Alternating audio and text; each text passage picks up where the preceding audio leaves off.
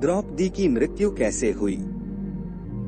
मित्रों, महाभारत काल में पंचाल राज्य के राजा की कोई संतान न होने के कारण उन्होंने एक बड़ा हवन करवाया, जिससे उन्हें एक पुत्री की प्राप्ति हुई, जिसकी वजह से उन्हें द्रौपदी नाम की पुत्री प्राप्त हुई। इसके साथ ही एक पुत्र भी प्राप्त हुआ, जिसका नाम धृष्टद्युम्न रखा था। पांडव द्रौपदी से विवाह करके वो उसे अपनी माता के पास पांचों भाइयों के साथ ले आए थे।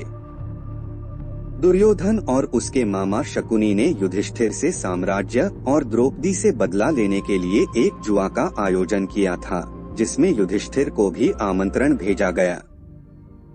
युधिष्ठिर इस खेल में खुद के साथ चारों भाइयों समेत पूरा राज्य और द्रौपदी को भी जुए में हार जाते हैं, जिसके बाद दुर्योधन द्रौपदी से अपने अपमान का बदला लेने के लिए उसे भरी सभा में आने का आदेश देता है, मगर द्रौपदी आने से मना कर देती है।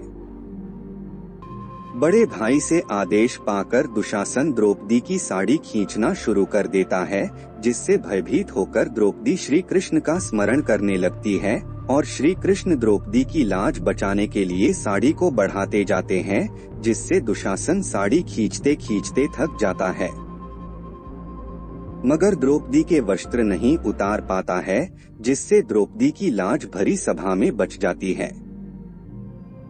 मित्रों, महाभारत काल में शादी के बाद वनवास के समय में द्रौपदी पांचों पांडवों के साथ जीवन व्यतीत करने लगी और एक बार में एक ही पांडव के साथ समय व्यतीत करती थी।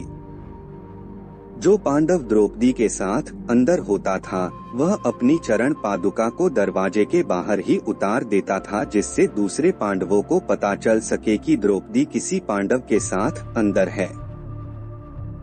मित्रों, अंत में द्रौपदी की मौत से जुड़ा रहस्य ये है कि जब पांडव राजपाट त्याग करके मोक्ष की प्राप्ति के लिए स्वर्ग की यात्रा पर चल पड़े थे, रास्ते में पांडवों के साथ साथ एक कुत्ता भी यात्रा पर चल पड़ा था।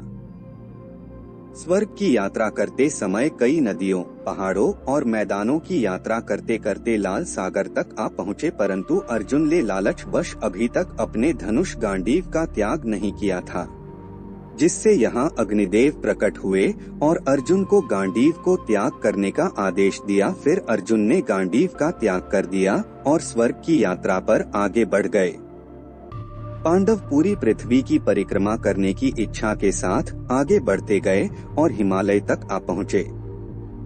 हिमालय को पार करने के बाद उन्हें बालू का एक विशाल समुद्र दिखाई दिया। इसे पार करने के बाद वो मेरु पर्वत तक आ पहुँचे। मेरु पर्वत को पार करने के लिए जैसे ही पांचों पांडव, द्रौपदी और वो कुत्ता जैसे ही आगे बढ़े, कुछ समय के बाद ही द्रौपदी लड़खड़ाकर नीचे गिर पड़ी और उनकी मृत्यु हो गई। उम्मीद करते हैं आपको यह जानकारी अच्छी लगी होगी। धन्यवाद आपका।